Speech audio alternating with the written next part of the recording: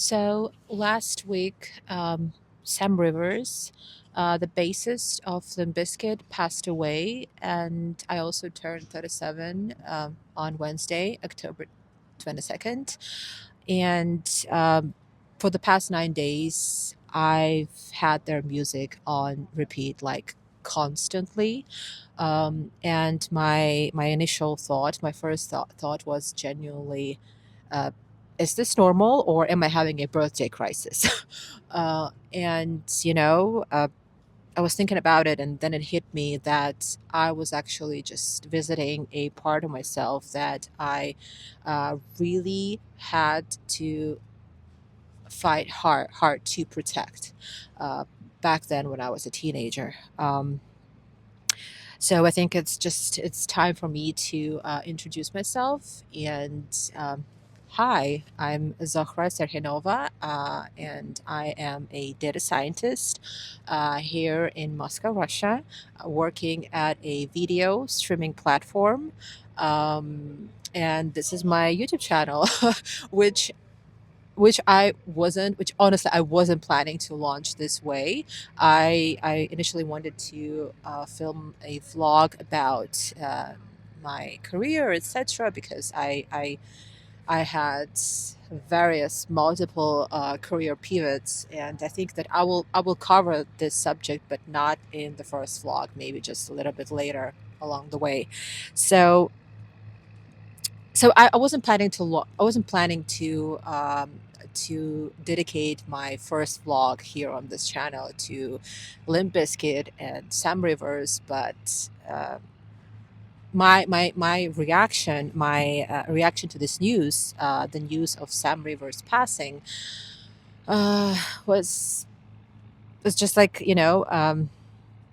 surprised me so much that I just, I thought, you know what, fuck it. If I'm going to be honest, if I want to have honest conversations here on this channel, then I have to start with this one. Um, I have to Let's start with something that is genuinely honest, right? So here's what I keep thinking about.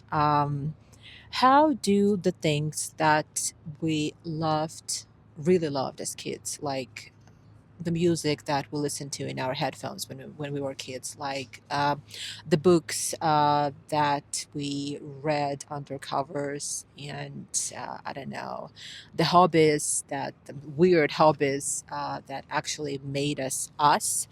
Um, how do these things become the actual blueprint for who we are today? So basically, that's what I wanted to talk about today.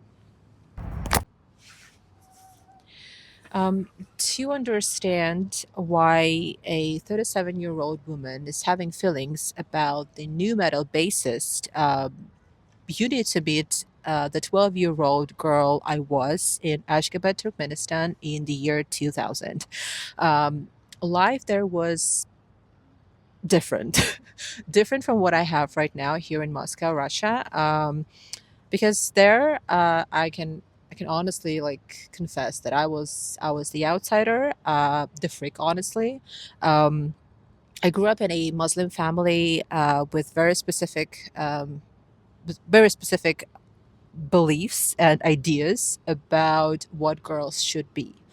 Um, and I was the topic of many family gatherings at that time because everything about me was wrong. I rode a skateboard. I listened to the wrong music. I asked too many questions, and honestly, I just didn't fit in. No matter what I did, I simply didn't fit in. My music collection back then had two very distinct sides.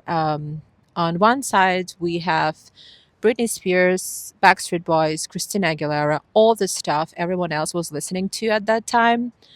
Kind of safe, kind of acceptable. On the other side, we have Limp Bizkit, new metal in 2000s Turkmenistan. Sounds kind of funny, right? But here's the thing: that music, Fred's specific manner of rapping, their energy, which was definitely raw and angry.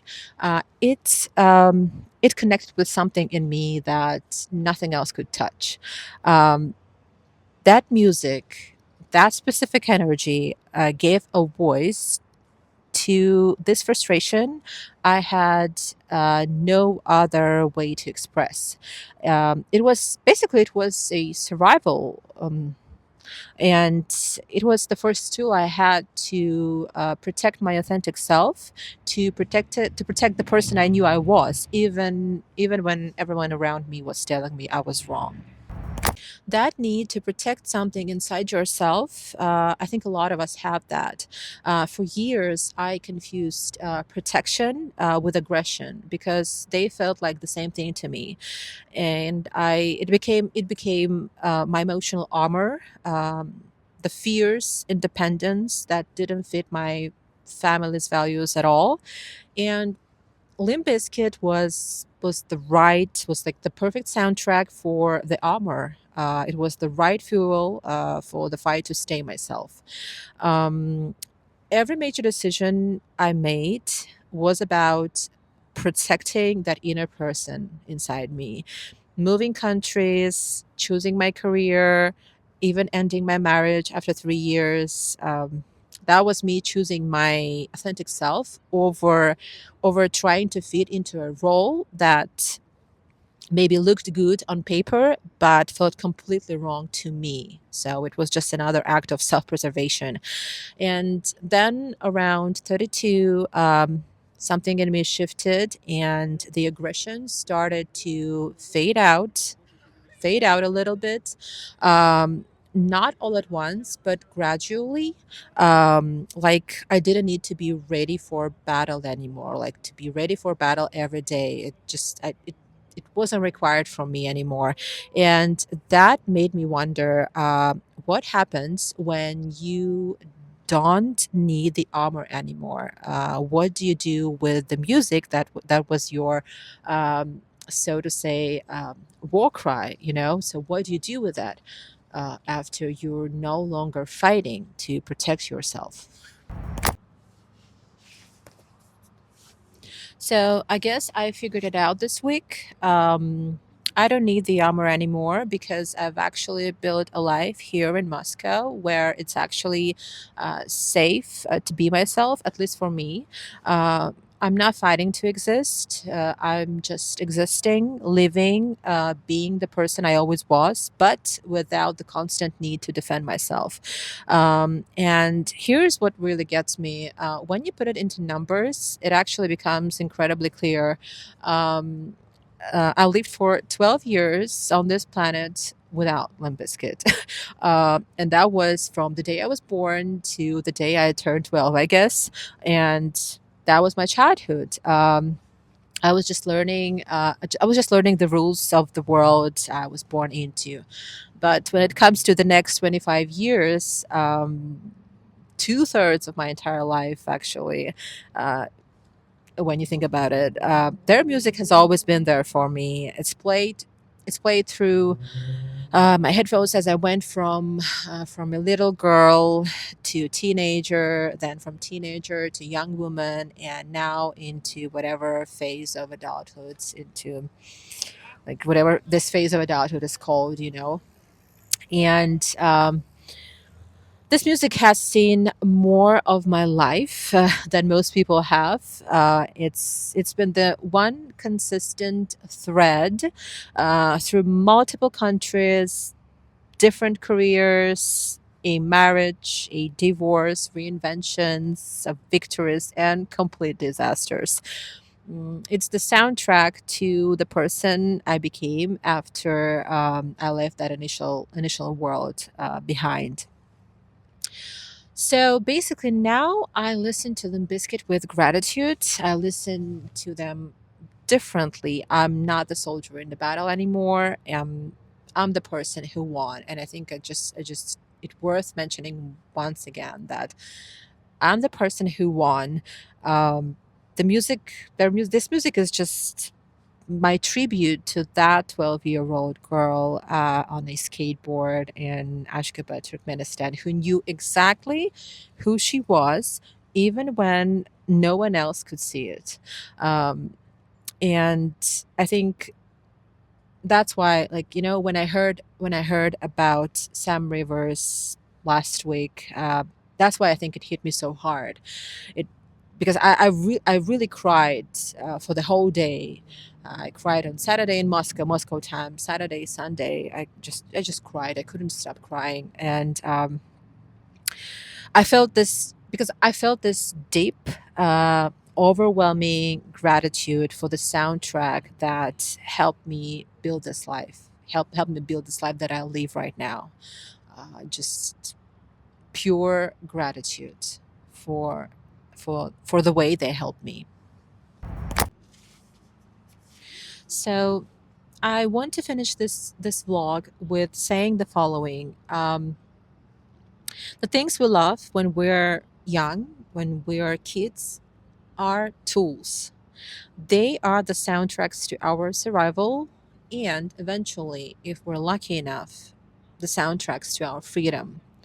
So I hope this video is going to be watched by at least one person. And if you watch this video, I would like to know, what was your Limp Bizkit? What was the book, the movie, the band, the hobby that protected you while you were becoming who you are?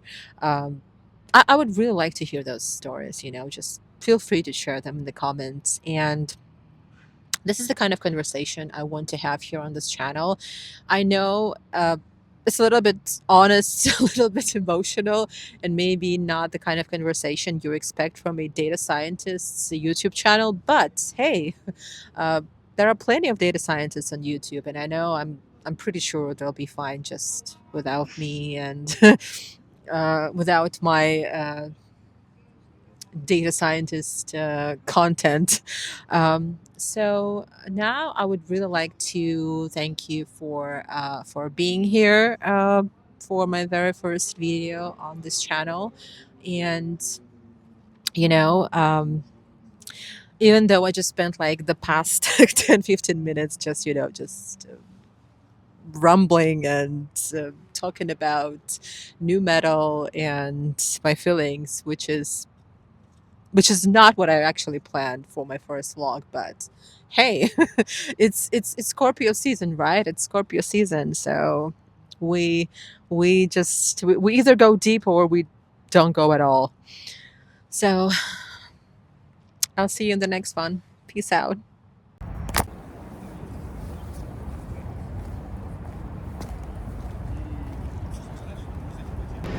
Осторожно, двери закрываются. Следующая станция Курская.